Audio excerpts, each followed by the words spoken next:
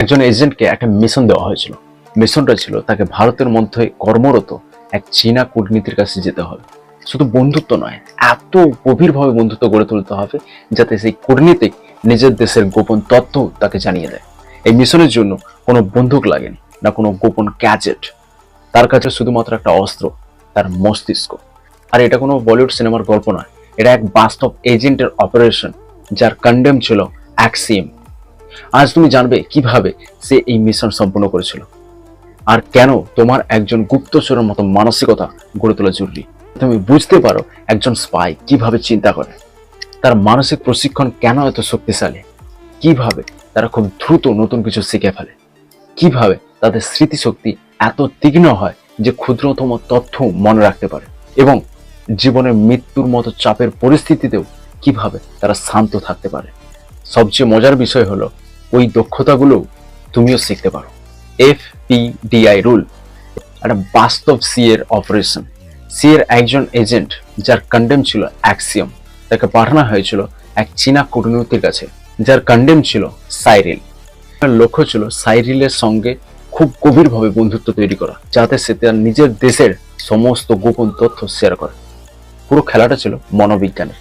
CIA, র কিংবা Mossad এর এজেন্টরা এই কৌশলগুলো ব্যবহার করে শুধু গুপ্তচর বৃত্তির জন্য নয়। আসলে এগুলো মানব মনোবিজ্ঞানের গভীর নীতিগুলো, যেগুলো বুঝতে পারলে তোমার সম্পর্ক আরো উন্নত হবে, কথোপকথন আরো বেশি শক্তিশালী হবে, সামাজিক উপস্থিত আরো প্রভাবশালী হবে।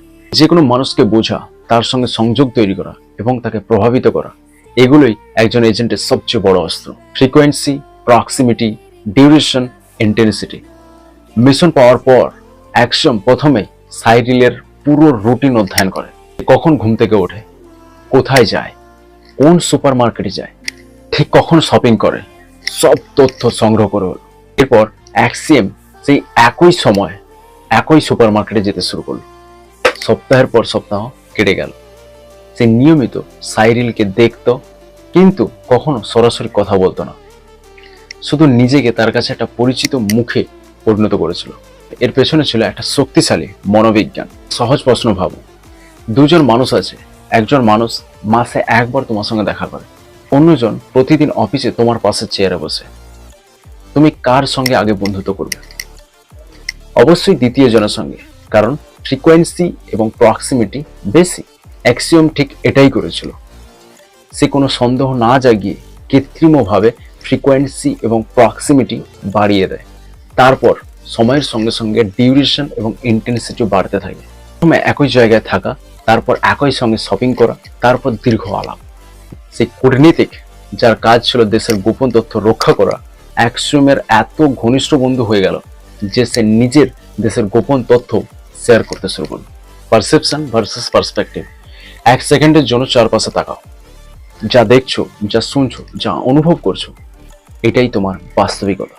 তোমার দৃষ্টিতে পৃথিবী কেন্দ্র তুমি নিজেই, কিন্তু তোমার সামনে বসে থাকা মানুষটাও ঠিক একইভাবে ভাবছে, আর তার কাছে সেই পৃথিবীর কেন্দ্র। এখানেই বেশিরভাগ মানুষ কথোপকথনে ব্যর্থ হয়, কারণ তারা শুধু নিজের বাস্তবিকতা থেকেই চিন্তা করে, সামনের ব্যক্তির বাস্তবিকতা বোঝার চেষ্টাই করে না। একটা জিনিস সর্বদা মনে রাখবে, মানুষ সর্বদা নিজের কথা ভাবে, অন্যের নয়।